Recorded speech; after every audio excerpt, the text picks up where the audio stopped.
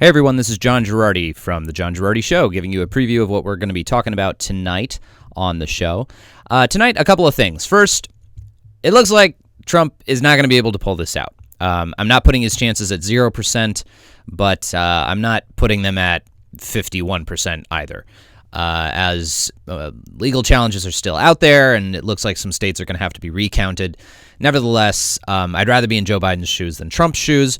We're going to look into a couple of things. One, what is the path forward for the Republican Party?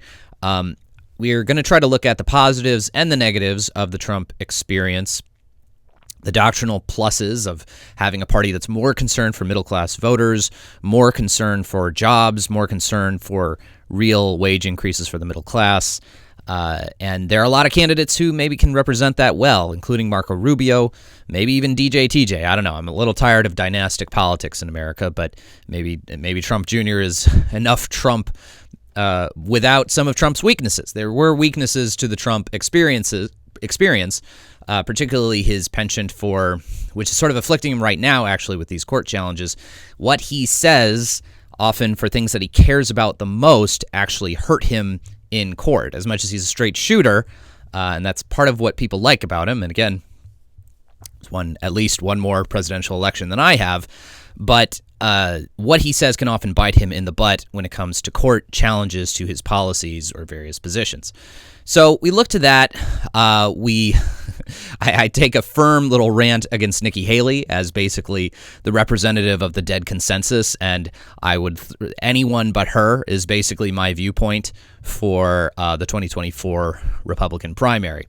We're also going to look a little bit at the possibility of fraud in this election, and the greater difficulty I'm seeing for the Trump people to prove fraud. That's the difficult thing, is that I'm not necessarily seeing great proof of fraudulent activity. I think the Democrats have more opportunity and more motivation to engage in fraud than they ever have, and I certainly suspect at least some fraud is happening, but the question is whether, one, it's enough fraud that it's making an actual difference to the overall outcome, and two, whether you can prove it.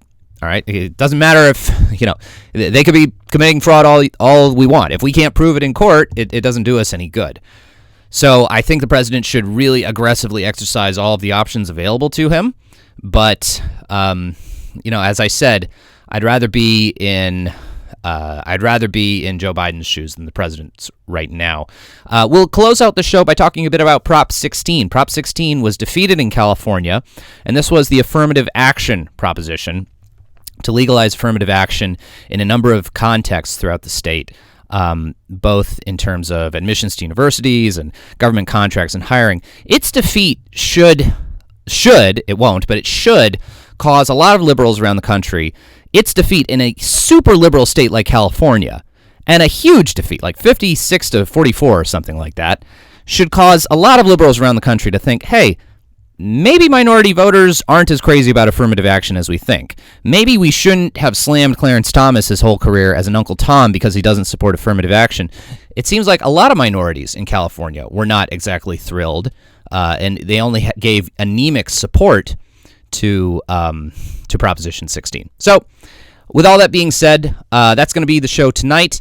You can catch the show on Power Talk from 6 to 7 p.m., Power Talk 96.7 FM, AM 1400 in Visalia. You can also get the show as a podcast on Apple Podcasts or the iHeart app, and you can listen on powertalk967.com.